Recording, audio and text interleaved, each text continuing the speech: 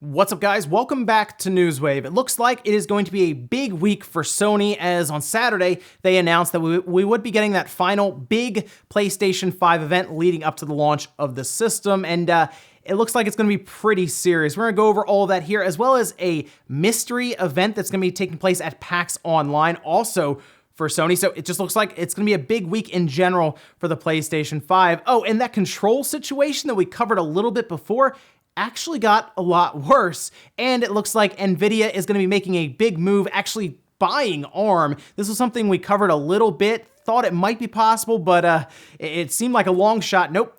Looks like it's happening, and it's already sending shockwaves through the tech industry. As always, guys, if you enjoy these videos, make sure you hit that like button, helps out a ton. And if you're brand new here, hit that red subscribe button down below as we head towards 500,000 subscribers. And we're gonna start today with a next-gen upgrade for a game you may already own. That is Borderlands 3. We, of course, have seen several games now announce that they will be having some sort of next-generation patch that you can download using backwards compatibility and then play it on your next-gen platforms. Well, it looks like Borderlands 3 is going to have this as a free update, and you can see the slide they put out here. It says 3 and 4 player split screen, 4K 60 frames per second in single player, and they have those asterisks next to it. That's just for the 4K 60 to tell us that that's not for the Series S, which makes sense considering the Series S is not a 4K system, so they just want to cover it here in advertising.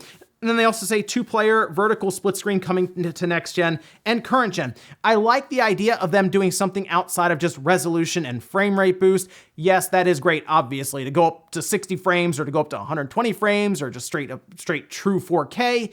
But the idea of being able to do 3 or 4-player split screen now because of the extra horsepower from these systems is a good idea. I'd like to see other companies do something more than just these little upgrades where it's like, oh, now it's just straight 4K, right? Having something like split screen is a good idea, and we'll see if anyone else does that, but obviously the idea of it just being free is good when you look over at something like Control. Also, as the Xbox Series S was unveiled, we had a lot of questions for where this system would place, especially with current gen platforms with like their Xbox One S and the Xbox One X, and the question came up about backwards compatibility and how it would work, which version of the game would it run. Well, Microsoft elaborated on this a little further, saying, Xbox Series S was designed to be the most affordable next generation console and play next generation games at 1440p at 60 frames per second. To deliver the highest quality backwards compatible experience consistent with the developer's original intent, the Xbox Series S runs the Xbox One S version of backwards compatible games while applying improved texture filtering, higher and more consistent frame rates, faster load times, and auto HDR. So this actually makes sense based on the configuration of the Series S. It has 10 gigabytes of RAM, but 2 gigabytes of that is actually very slow compared to like the Xbox One X or even the Xbox One S. That 2 gigabytes of RAM is slower than what's in the Xbox One S, but the other 8 gigabytes is faster than what's in like the PS4 Pro, and 8 would actually match up better with the Xbox One S. So to them, the Series S not being a 4K system, 4K textures, anything like that that's added would probably go to waste. So they're thinking, okay, we'll get the Xbox One S version and bring it over to the Series S, and it will also benefit from higher frame rates, as they say, auto HDR and some other features. So it's going to be like kind of this in between, but the base will be the Xbox One S version. However, you're still dealing with original Xbox or 360 games. The one that I saw that really looks like, wow, this looks almost like a current gen game is Red Dead Redemption. So that'll probably be one of the big ones that people test to see how it looks on the Series S, but the idea of improved frame rates in games like Knights of the Old Republic was obviously welcome, because that thing was like 15 frames on the original Xbox. Oh, and there was something I wanted to bring up real quick, so it puts into perspective some of these updates that we get. I saw this, it was in a Famitsu column that was getting passed around, and people were talking about an update that had come to Smash Bros. Ultimate recently, and you can actually see this here because it was translated. It says, as such, we've made it so that small battlefield won't be inferior to the Battlefield and Final Destination options. You can pick from the game's entire music library for small battlefield. That's over 1,000 different songs. And it's like, oh, that's a cool update. How long did that take? Well, apparently they had to go to every single license holder just to be able to turn that on. So think about how many songs and tracks and all this stuff that's in Smash. And then you got to figure out, okay, you own this, you own that. Okay, and then we got to go around and get everyone's permission just to be able to toggle music tracks on a stage like that. Like, that's crazy, right? It's a small update. So it really puts into perspective how much time it can take, even for something to us from the outside looks tiny and it's like, oh, they just flipped a switch or something. that to go around to that many companies, go through all that paperwork and all of that, that's crazy. So keep that in mind. Even for these little updates, it gets kind of hectic behind the scenes. And guys, with some of the quick news out of the way, let's get into the bigger stuff. We're gonna start right away with this PlayStation 5 event. We should be getting quite a bit of information here, but let's go over to the PlayStation blog first to kind of set us up here with the information on when it will take place. It says, before PlayStation 5 launches this holiday, we wanted to give you one more look at some of the great games coming to PS5 at launch and beyond. Our next digital showcase will weigh in at around 40 minutes and feature updates on the latest titles from worldwide studios and our world-class development partners. You can tune in live on Twitch or YouTube this Wednesday, September 16th, 1 p.m. Pacific or 4 p.m. Eastern Time. And this is going to be their last show, it seems, last big show anyway, ahead of their PlayStation 5 launch that we pretty much believe will take place in November, around that Xbox Series X launch. Now, what can we expect here? It's pretty obvious. They have to cement their launch lineup. Now, the real question is what will be there at launch? Because Spider-Man Miles Morales seems like a lock. I mean, that's the first thing they even tried to kind of give a window to when they said holiday. But holiday could mean December. Although I am still kind of on the idea of it, yes, it would be there. I think Spider-Man will be a good way to market the PS5 because you could put, Miles Morales, Spider-Man all over the place with the PS5 launching. But they would probably have one other game there, and I'm going to go with Demon's Souls on this one because Spider-Man and Demon's Souls are the only two PS5 games from Sony that I've seen rated so far, but that doesn't mean we couldn't spot a rating today, tomorrow, or even the day of the event for some other game like Ratchet and Clank.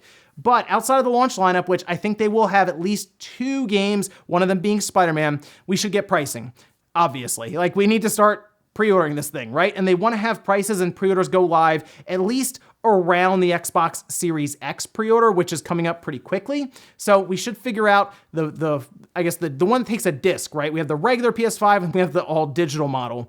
The regular PS5 seems like the most obvious. It's probably gonna be $500 to match that Series X. The big question mark is that all digital system. Will it be $450?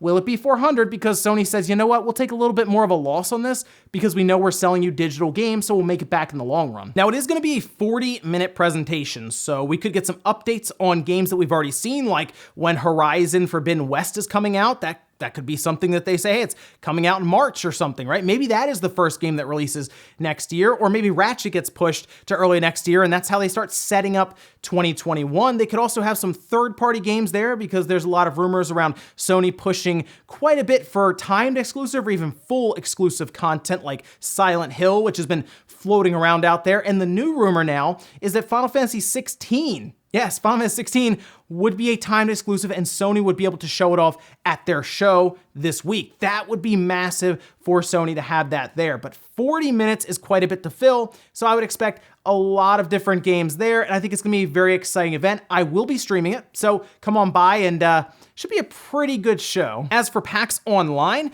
there appears to be an event that just has a Sony placeholder. It's literally called Sony Holder on September 18th, and all we can assume now is that that is a game that has yet to be revealed, and that would be shown at this big event on Wednesday, September 16th.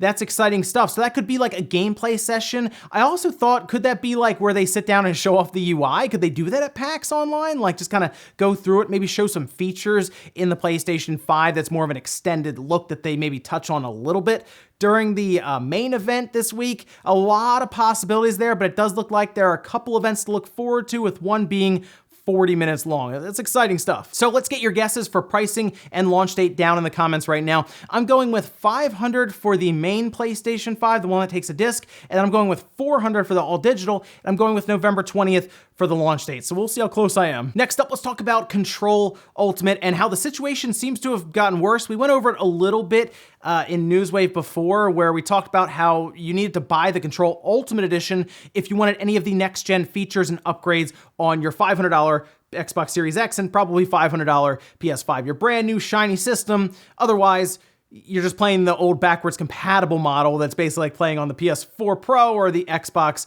One X. Who wants to do that now with Control, right? Well, something weird happened. They accidentally upgraded everybody, and no one really knows why, right? There was no word from 505 Games, and I kind of thought, I said, wow, maybe they turned a leaf. Maybe they said, you know what? we shouldn't have done that. They got us through these early times. We got to the Game of the Year nomination, all of this stuff. Now they reversed it. They just took it back. They didn't say anything about it, but it showed up in people's libraries. They had it, and then it was taken back. The weird thing here is that 505 Games said that this was impossible to do, and they accidentally did it. Like, it's a weird situation, obviously, but the incompetence here is staggering because now they've shown that you can upgrade people to this next-gen version of Control. I mean, did anyone really believe when they said they couldn't do it? They probably could. It seems like it was something that could flip, an actual switch that they could flip to do it because they accidentally did it. It's such a strange thing. It reminds me of that Fortnite situation way back in the day for crossplay. And then Epic just finally came out and said, yeah, it's a switch we can just flip if we want, despite Sony and Microsoft even at the time kind of come up with all these excuses about how hard it was to do. And Epic was like, yeah, it's just Switch. So yeah, I think it might just be a Switch for Control Ultimate Edition, and they accidentally flipped it. So I don't know what's going to happen with 505 Games, but they certainly showed their hand that this is not something they can't do. Maybe they just come out and say, you know what, we'll just give it to you guys at this point for free because you held us up when the game came out. And I got to tell you right now, that game did not sell great when it initially came out. So maybe that's why they're pushing for Ultimate right now to be sold to next-gen platforms because they want another launch day essentially out of it for these next-gen systems early on. But I gotta say, 505 Games, you gotta rethink this because every time another game comes out and does a free upgrade, like we just talked about Borderlands 3 just now, and Witcher 3 is doing it. Witcher 3 came out forever ago. And like 505 Games is just not budging on this. It's so strange.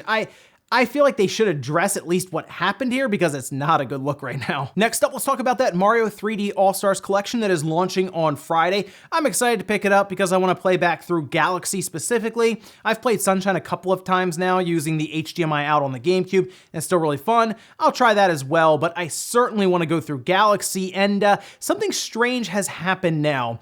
We had a look at the title screen and the kind of the menu select screen on Nintendo Minute, and well, I will say this, the menu screen, it looks okay, but something is really odd because at the bottom, it has all the games lined up, and then next to it, they just have the soundtracks, little CDs next to it.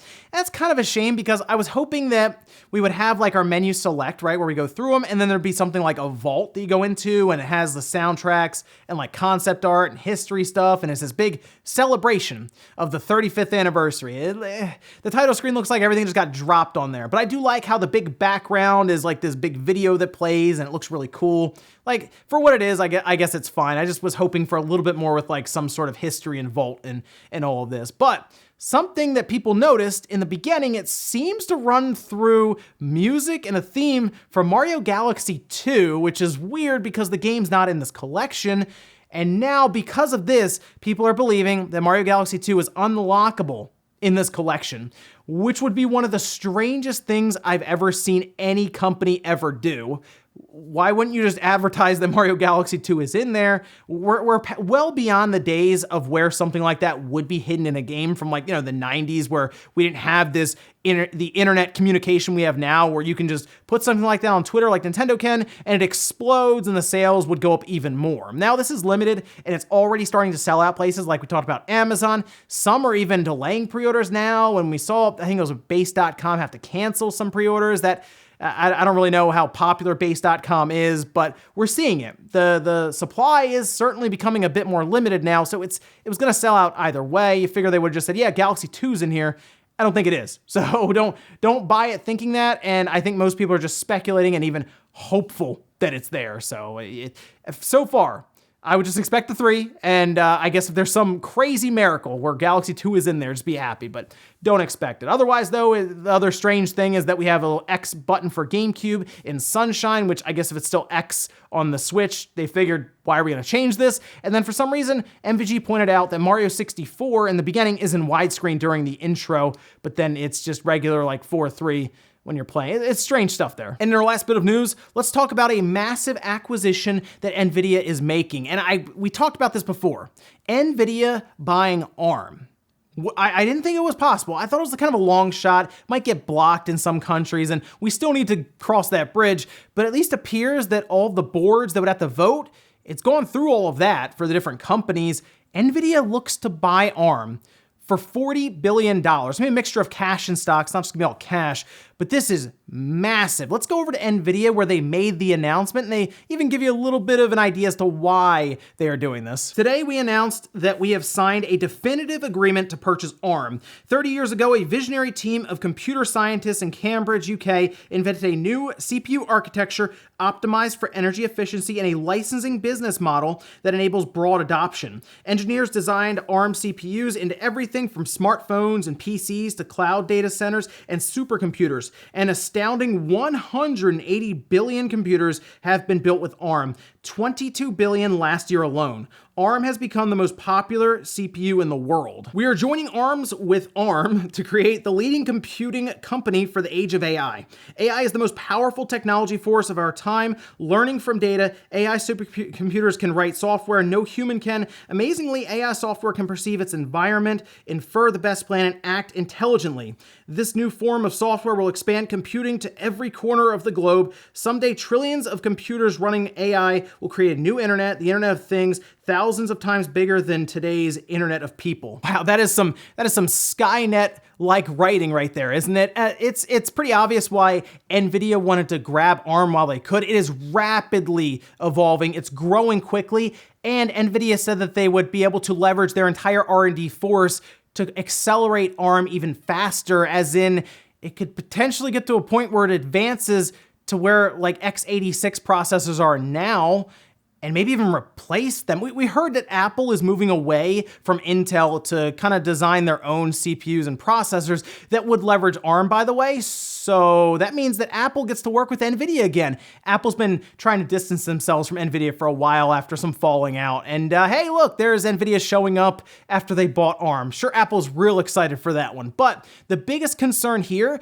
is because ARM is used so openly now in so many devices by so many companies and partners that Nvidia would come in and start calling the shots and just really ruining a lot of these relationships with business. But the issue here is that's why ARM is so valuable, is because so many people use it. So Nvidia did say that they wouldn't mess with any of the current contracts and business relationships and any of that, and they'd be neutral with all of that. And they kind of have to be, because otherwise ARM doesn't make a lot of sense to buy. And I saw some people wondering what this could mean for the Switch going forward with Nvidia buying ARM.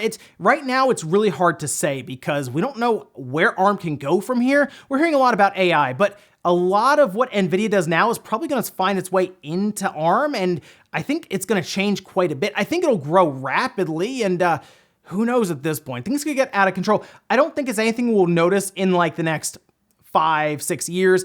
I think it's something we'll really notice in like a decade when we look back on everything and how far it's gone. It's still gonna take some time because they're talking about like 18 months before all of this even finishes up. Sort of like a year and a half before we even get to the point where Nvidia can start doing things with ARM. So keep that in mind, but this is gonna be something to watch. It's a massive deal. It's gonna shake up the industry big time. And now Nvidia spending $40 billion to buy what is the instruction set that everyone is trying to use right now for their CPUs. So things are getting crazy out there in the technology space. And we'll finish up with a comment of the day, as you're seeing here. This is from Jay saying, I'm surprised Nintendo didn't release a Mario themed Switch or Switch Lite. That would have been awesome. And yeah, I was a little surprised too. I thought when we were watching the Mario 3D All-Stars trailer during the presentation for the 35th anniversary that a Switch would have at some point shown up, and they would have talked about how it's gonna be this limited 35th anniversary Switch Lite maybe. Even if it wasn't the regular Switch, they could have taken the Switch Lite, done some etchings on it and all this, but instead we get a Fortnite bundle for this holiday. Just in one region though, in Europe. But a lot of it probably had to do with the situation around COVID, shutting factories down. The Switch having a hard time in production now as it is. Getting them on store shelves is a challenge with the Animal Crossing demand even before this Mario presentation. So it just didn't seem like, I guess it was a good year to do that and actually get it out there within reason and stock. But next year is Zelda's 35th anniversary, so maybe Nintendo does Breath of the Wild 2 during the holiday, release it then, and next to that, we get a Breath of the Wild 2 themed Switch or Switch Lite. That would be really cool, and I hope that's where we end up at the end of next year. And ladies and gentlemen, that's gonna do it here for Newswave. If you enjoyed this video, guys, hit the like button, really helps out. If not, hit the dislike. Leave comments down below about everything we talked about here today, like Nvidia buying ARM. Are you concerned because now Nvidia will be heavily involved with everything that's going on with ARM, which is everywhere. That could be bad, but we'll see what happens now going forward with Nvidia trying to accelerate R&D with ARM and AI. That could get a bit crazy and a bit out there. Also, what do you think about the PS5 event coming up and pricing and release date? Let me know about that one. And then Mario 3D All-Stars, Mario Galaxy 2 is not in there, right? Let me know what you think about all of that, guys, down below. Thanks so much for watching, and I'll see you next time.